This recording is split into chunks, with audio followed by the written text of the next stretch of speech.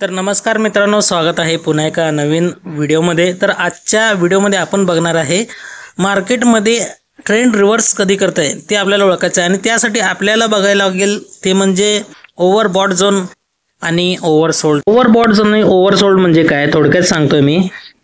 ओव्हरबॉट zone म्हणजे market भरपूर वरती गेलंय तर त्यानंतर ते ओव्हरबॉट झोन मध्ये येतंय आणि मार्केट ह्या खाली गेलं, खाली पडलं मार्केट तर ओव्हरसोल्ड म्हणजे जास्तीत जास्त सेल झालेला आहे आणि ओव्हरबॉट म्हणजे भरपूर मार्केट वरती गेलेलं आहे ओव्हरबॉट, बरोबर का। आता हे ओव्हरबॉट आणि ओव्हरसोल्ड हे झोन ओळखण्यासाठी त्यानंतरच ट्रेंड रिव्हर्स होतो हे ओळखण्यासाठी आपल्याला एक इंडिकेटरची गरज आहे आणि ते म्हणजे आपण इथं बघू शकता इथे या ठिकाणी। तर आपण एक पॉप्युलर इंडिकेटर जे की RSI रिलेटिव्ह स्ट्रेंथ इंडेक्स जसा आहे तसंच आपल्याला ॲज इट इज वापरायचं आहे। म्हणजे त्याच्यात काही सेटिंग्स वगैरे करायचे नाहीत, तर आपल्याला फक्त RSI इंडिकेटर प्लॉट करून घ्यायचं चार्ट वरती आणि त्याचे जे सेटिंग असणार आहे वरचं ओव्हर जे असतं म्हणजे ओव्हरबॉटचं जे वरचं आहे अप्पर लाईन तर ते 70चं असणार आहे आणि जे लोअर लाईन आहे ते असणार आहे 30चं। 70 आणि 30 सेटिंग आहे तसंच राहणार आहे, फक्त मी काय केलेलं आहे हिरवा केलेला आहे आणि याला लाल केलेला आहे, बस एवढंच। बाकी काय सेटिंग म्हणजे नाही केलेलं आहे, फक्त कलर डार्क केलेला आहे आपल्याला व्यवस्थित दिसण्यासाठी म्हणून। तर आपल्याला सर्वात आधी काय करायचं आहे, ज्या वेळेस मार्केटमध्ये हे 30चं जे रेंज आहे लाल खालचं RSIचं तर ह्याच्या खाली जर मार्केट आलं तर आपण इथं काय करणार, एक प्रकारे ओव्हरसोल्ड झालेलं आहे म्हणजे भरपूर सेल झालेला आहे तर या ठिकाणी बाईंगची अपॉर्च्युनिटी असू शकते, बरोबर आहे का। पण इथं तुम्ही जर बघितलं इथं 30 वरती आहे पण वरती इथून मार्केट वरती जायला पाहिजे पण नाही गेलेलं आहे, एकदम फ्लॅट मध्ये आहे। तर हे काय आहे, एक प्रकारचं फेक। तर सर्वात आधी आपण ह्याच्यामध्ये काय ओळखणार आहे तर फेक जे ओव्हरबॉट किंवा ओव्हरसोल्ड झोन दाखवत आहे आपल्याला तर ते फेक कसं आहे ओळखायचं आणि फेक आपल्याला जर समजलं तर आपण तिथं ना कॉल मध्ये ना पुट मध्ये कशातच एंट्री करायची नाहीये, समजलं एवढं।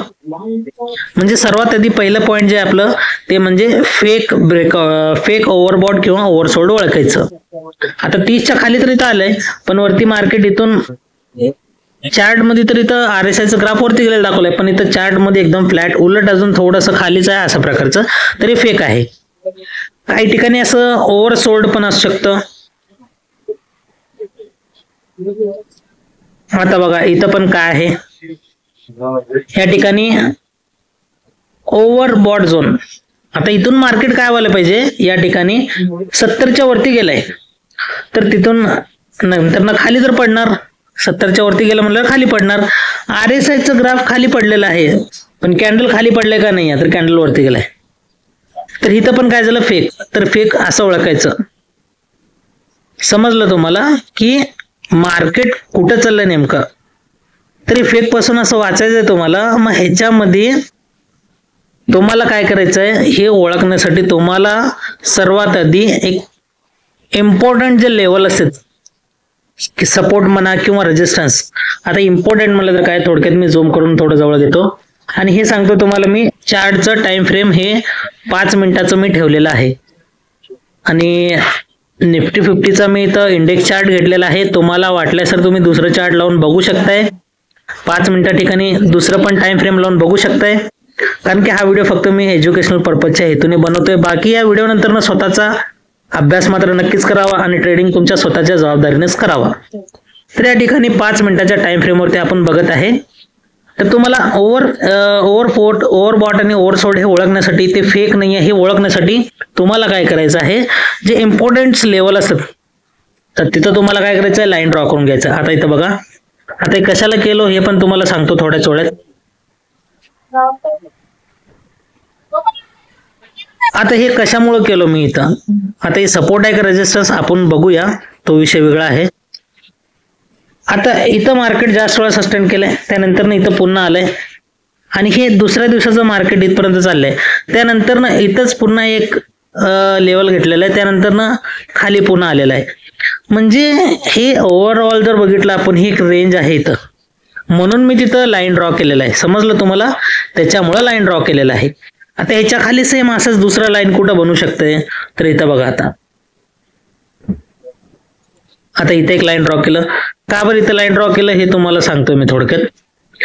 तर मार्केटचं इथं एक पॉज घेतलेला आहे, त्यानंतर दुसरं पॉईंट इथं, तिसरं पॉईंट इथं, आणि त्यानंतर कंटिन्यू सलग इथं सस्टेनचं एरियाज केलेलं आहे. नीट जर तुम्ही बघितलं पूर्ण एरिया इथं सस्टेन केलंय. त्यानंतर मार्केट इथं खाली आलेलंच नाही इथपर्यंत, म्हणजे हे रेंज पर्यंत इथपर्यंतच आहे, एवढं समजलं. म्हणून आपण हे अशा प्रकारचं लाईन ड्रॉ केलेलं आहे. अशा प्रकारचं लाईन ड्रॉ केल्यानंतर आपल्याला ह्याचा वापर कसा करायचा आहे, आता इथं RSI कनेक्ट करायचं आहे. आता इथं अजून एक लाईन ड्रॉ करतो मी, आणि ह्याचा पण एक तुम्हाला रिझन सांगतो, कारण सांगतोय मी. आता बघा इथं एक पॉइंट आहे, दुसरं पॉइंट इथंच आहे, तिसरं पॉइंट इथं आहे, चौथं पॉइंट इथं आहे. म्हणजे हे ओव्हरऑल जर बघितलं इथे एक रेंज बनवलंय मार्केटनं रेंज बनवलंय. तर अशा रेंज मध्ये ज्या वेळेस सर्वात आधी आपल्याला चार्टवरती जिथं जिथं असं पॉइंट कनेक्ट होतात तिथं तिथं आपल्याला लाईन ड्रॉ करून घ्यायचं आहे. लाईन ड्रॉ करून घेतल्यानंतर मग ते सपोर्ट असो अथवा रेजिस्टन्स ते आपल्याला महत्वाचं नाही आहे. फक्त आपल्याला सर्वात आधी तर चार्टवरती लाईन ड्रॉ करून घ्यायचं आहे. मग ते नंतर कळेल सपोर्ट आहे की रेजिस्टन्स आहे. ह्याच्यामध्ये जर तुम्ही बघितलं इथं सारखं सस्टेन केलं मग हे सपोर्ट, ह्याच्यावरती ब्रेक केलं तर हे रेजिस्टन्सला ब्रेक केलं तर वरती गेलं, मग हे रेजिस्टन्स असलेलं त्यानंतर सपोर्ट होणार, हे खालचं सपोर्ट, वरती जसं जसं रेजिस्टन्स बनत जातंय खालचे हे सपोर्ट असणार. वरून खाली पडतंय तर खालच्या सपोर्टला ब्रेक करत जात आहे. सर्वात आधी आपल्याला चार्टवरती जिथं जिथं मेन पॉइंट असे आहेत एका लाईनीत जिथं जिथं दिसतंय ना त्याला एक अंडरलाईन म्हणजे एक ड्रॉ करून घ्यायचा, हॉरिझॉन्टल लाईन. समजलं?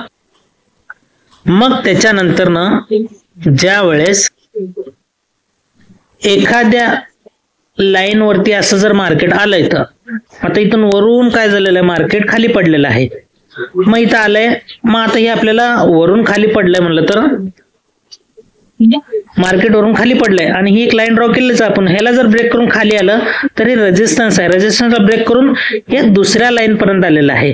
म्हणजे हे काय आहे एक प्रकारचं हे खालचं लाईन म्हणलं तर सपोर्ट, हे वरचं रेजिस्टन्स असणार. मग सपोर्टच्या लाईनला ज्या वेळेस आलं त्यावेळेस एक्झॅक्ट त्याच्याच खाली आपण बघायचं की या ठिकाणी मार्केटमध्ये चार्टवरती जर खालच्या सपोर्ट लाईनला आले असेल, वरून मार्केट खाली पडलं इथं आणि एका लाईन जवळ आलं असेल आणि ह्याच्याच खाली एक्झॅक्ट बरोबर आपण बघितलं RSIचं 30 ग्राफ जे आहे 30चं लेवल आहे ग्राफमध्ये, RSIच्या ग्राफमध्ये 30चा जो लेवल आहे म्हणजे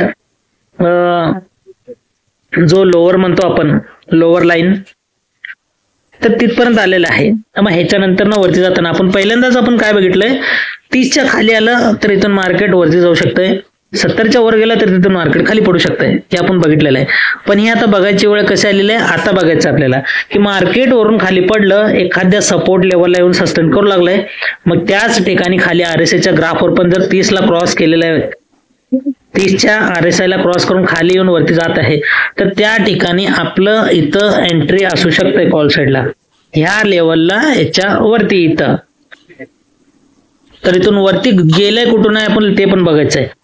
इथं खाली होतं ह्याच्यावरती तो टच केलंय, त्यानंतर इथं ब्रेक करून वरती गेलेलं आहे, मग आपण एंट्री इथं असणार. इथं असल्यावर मार्केट बघू शकतो इथपर्यंत गेलेलं आहे. समजलं तुम्हाला? आता दुसरं एंट्री याच्यामध्ये कसं दुसरं एंट्री मिळणार, तर या ठिकाणी वरून पुन्हा मार्केट खाली आलेलं आहे आणि वरून पुन्हा मार्केट खाली आलंय, पण इथं जर हे RSIचं लाईन जर 70ला क्रॉस करून वर गेलं असतं तर आपल्याला अजून एक कन्फर्मेशन मिळालं असतं आणि वरून हे रेजिस्टन्स लाईन टच तर केलेलंच आहे, त्यानंतर रेजिस्टन्स टच केल्यानंतर मार्केट काय करतं खालीच जातं, रेजिस्टन्स टच केल्यावर मार्केट खाली जातं, पण इथून पण खाली गेलेलं आहे. आणि RSI जर ह्याच्या थोडंसं वरती आलं असतं आणि पुन्हा खाली जात असलं असतं तर इथे एक आपल्याला पुटचं अपॉर्च्युनिटी मिळालं असतं, पण RSIनं काय केलं या ठिकाणी आपल्याला कन्फर्मेशन दिलेलं नाहीये, आणि आता इथं बघा याच्यावरती इथं गेलेलं आहे 70च्या वर, नीट बघितलं तर 70च्या वर गेला, पण इथं ह्या लाईनच्या वरती आहे मार्केट, पूर्ण ओव्हरऑल जर मार्केट बघितलं वरती आहे, बरोबर का? वरती असल्यामुळं चान्सेस जास्त आहे वरती जाऊ शकतं. हा जर खालून अशा प्रकारे गेलं असतं आणि इथं टच करून जर खाली येत असलं असतं तर आपण पुटमध्ये एंट्री करू शकलो असतो. पण इथं ऑलरेडी ह्या रेजिस्टन्स लेवलला क्रॉस करून ब्रेक करून वरती गेलेला आहे, म्हणून आपण एक अंदाज लावू शकतो की मार्केट वर जाऊ शकतंय. मग या अशा फेक कॉल पासून आपल्याला वाचायचं आहे. आपण एक थोडक्यात अजून एक एक्झाम्पल बघूया.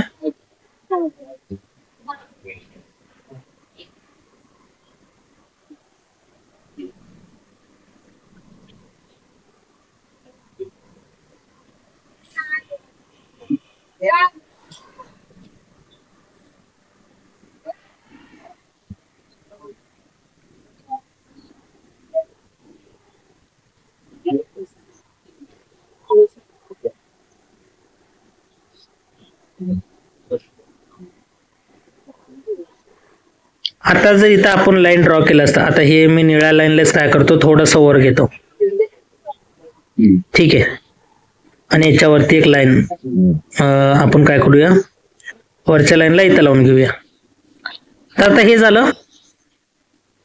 म्हणजे आपल्याला काय करायचं आहे, तर प्रत्येक अशा पॉइंटला आपल्याला लाईन ड्रॉ करायचंच आहे. भलेही आपले चार्टवरती लाईन्स भरपूर दिसत असतील, पण ते लाईन्स वरनच आपल्याला एक कन्फर्मेशन मिळतं. जर लाईन मार्केट वरती क्रॉस करून वरती गेलं आणि तिथं सस्टेन केलं तर मार्केट वरती जाऊ शकतं. वरून मार्केट खाली क्रॉस केलं लाईनला आणि तिथं सस्टेन केलं तर तिथून मार्केट खाली जाऊ शकतं. जेवढे पॉइंट्स होते तेवढे पॉइंट्स आपल्याला कनेक्ट करत जायचंय. तर या ठिकाणी इथं बघा, ह्या पॉइंटला कनेक्ट केलं, या पॉइंटला आणि ह्या तिन्ही पॉइंटला काय केलं, आपण एक रेंज मध्ये धरलं, म्हणून आपण काय केलं, या ठिकाणी एक लाईन ड्रॉ केलं, निळा लाईन. आता मार्केट इथून वरती गेलंय म्हणजे हे नक्कीच हे रेजिस्टन्स असणार, हे रेजिस्टन्स आणि हे रेजिस्टन्स, बरोबर आहे. मग रेजिस्टन्सला मार्केट टच केलं, एक्झॅक्ट त्याच्याच खाली आपण बघितलं की 70च्या वरती RSIच्या ग्राफ मध्ये दाखवत आहे. 70च्या वरती म्हणजे काय, आता इथून खाली पडणार आणि तिथं पण रेजिस्टन्सला टच झालं म्हणजे तिथून पण खाली पडणार. तर तिथून आपण एंट्री करू शकतो या लेवलला आणि इथपर्यंत आपलं एक टार्गेट असू शकतं, बरोबर आहे का. आता इथं अजून एक सांगतोय फेलियरचं. तर ह्याच्यामध्ये काय, एक रेजिस्टन्स आहे असं समजून चालू आहे आता बोलल्यासारखं. रेजिस्टन्स आहे आणि RSIच्या वरतीच गेलेलं आहे, 70च्या वरती. पण मार्केट एक 2 ते 3, आता मी थोडस झूम करून दाखवतोय.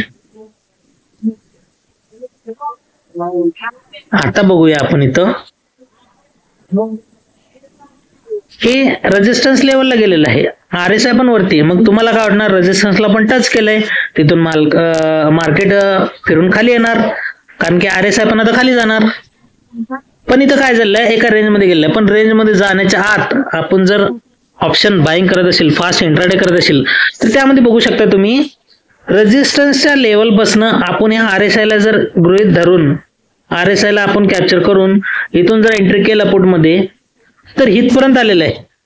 किती कॅन्डल, नेमकं एक लाल कलरचं, दुसरं लाल आणि तिसरं हिरवा, असे 3 कॅन्डल आहे. आता जर मी इथं ठेवून हे बघितलं इथं पॉइंट, तर साईडला तुम्ही बघू शकता 25,026 आलाय. कुठून, इथून एंट्री केला आपण 25,074, 74, 76 धरा, 24 ते 76 म्हणजे 36, 46, 56, 64, 76, जवळपास.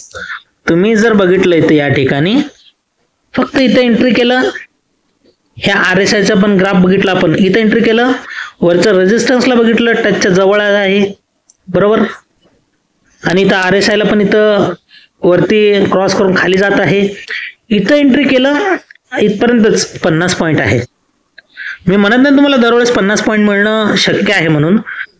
चार्टवरील तुम्ही जर 20 पॉईंट जरी कॅप्चर केलं, 20 पॉईंट, आता इथं किती प्रीमियम डेल्टा 0.5 असतं, तर 10 रुपये तुम्हाला प्रीमियम वाढतंय, बरोबर काय. डेल्टा 10 रुपये, डेल्टा 0.5 म्हणलं तर 10 रुपये वाढतंय. जेवढं तुम्ही चार्टवरती धरताल ना, जेवढं तुम्ही चार्टवरचं धरचाल तेवढे पॉईंट असणार, तेवढं बस तुम्हाला तेवढंच करायचं आहे. सपोर्ट रेजिस्टन्स ड्रॉ करायचं आहे आणि होईल तेवढं कमीत कमी पॉईंट घेण्याचा प्रयत्न करायचा आहे. आणि ज्यावेळेस तुम्ही अजून एक जर सपोज तुम्ही असा पण विचार केलाय, जर समजा आता या ठिकाणी आहे इथं रेजिस्टन्स लेवल, इथं खाली RSIचं ग्राफ वरून 70ला क्रॉस करून वरती गेलंय, बरोबर. आणि त्यानंतर ना इथे एक कॅन्डलस्टिक जर पॅटर्न बनलं, बरोबर का, कॅन्डलस्टिक पॅटर्न बनलं, तर कॅन्डलस्टिक पॅटर्न इथं डबल कॅन्डलस्टिक पॅटर्न आहे, बरोबर का. तर त्या ठिकाणी डबल कॅन्डलस्टिक पॅटर्न किंवा सिंगल किंवा ट्रिपल जर बघायचं असेल तुम्हाला, आपल्या चॅनलवरती प्लेलिस्ट आहे सिंगल, डबल आणि ट्रिपल कॅन्डलस्टिक पॅटर्नचं पुरेपूर माहिती एकदम सविस्तरपणे साध्या सोप्या शब्दात तुम्हाला त्या ठिकाणी समजून सांगण्याचा मी प्रयत्न केलाय. तुम्ही नक्कीच व्हिजिट करायचं आपल्या चॅनलच्या प्लेलिस्टवरती, आणि त्या ठिकाणी बरेचसे व्हिडिओ तुम्हाला एकदम सोप्या भाषेत समजून सांगण्याचा प्रयत्न केलाय. तर कॅन्डलस्टिक पॅटर्न बघू शकतो, एखादं रिव्हर्स असतो, रिव्हर्स कॅन्डलस्टिक पॅटर्न ते बघू शकतो आपण. आता इथं काय आहे, या ठिकाणी बेरिश हरामी कॅन्डलस्टिक पॅटर्न, तर या ठिकाणी आपण बघू शकतो तिथून मार्केट खाली पडलेलं आहे. आणि याच्यासोबत जर आपण बघितलं व्हॅल्यूम पण बघू शकतो आपण, व्हॅल्यूम लावू शकता तुम्ही, किंवा इथून जर तुम्ही सपोज केलं इथून रेजिस्टन्स लेवलला आलेलं आहे आणि कॅन्डलस्टिक पॅटर्न पण आहे, खाली RSIचं ग्राफ पण दाखवतंय, 2 कन्फर्मेशन. आणि त्यासोबतच जर आपण बघितलं व्हॅल्यूम बघितलं, आणि जर आपण हे बघितलं आपलं काय म्हणतात त्याला, तर मार्केटचा ट्रेंड कसा आहे तो पण बघितला, ह्या लाईनला थोडंसं खाली घेतो. अजून एक एक्झाम्पल देतो. आता इथं आणून ठेवलंय मी, आता इथं आणून का बरं ठेवलेलं आहे मी तुम्हाला ते पण सांगतो कारण. आता इथं बघितलंय हे मागचं एक लेवल घेतलं आपण, इथं मार्केट जास्त वेळ सस्टेन केलंय, त्यानंतर इथं सस्टेन केलंय आणि वरतीच उडलंय मार्केट. तर ह्या पूर्ण दोन्ही पॉइंटला मी कनेक्ट केलंय आणि एक लाईन ड्रॉ केलेला आहे. लाईन ड्रॉ केल्यानंतर ना तुम्ही जर इथं बघितलंय मार्केट इथून खाली पडलंय या सपोर्ट लेवलला, बरोबर. आणि एक्झॅक्ट त्याच्यात जर खाली बघितलं आपण 30ला क्रॉस करून खाली आलतं आणि त्यानंतर ना वर चाललेलं आहे. वर जात आहे म्हणजे ज्या वेळेस इथून वर जात आहे तिथून जरी एंट्री आपण इथून घेतलं तर ह्याच्या नंतर ना मार्केट इथपर्यंत गेलेलं आहे.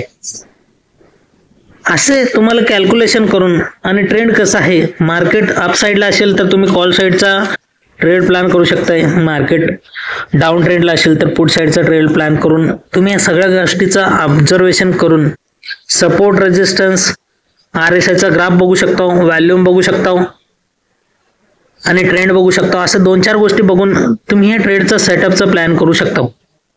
तर निश्चितच तुम्हाला या गोष्टी समजल्या असतील अशी अपेक्षा करून मी भेटतो तुम्हाला पुढच्या एका नवीन टॉपिक सोबत एका नवीन व्हिडिओमध्ये. तोपर्यंत नमस्कार.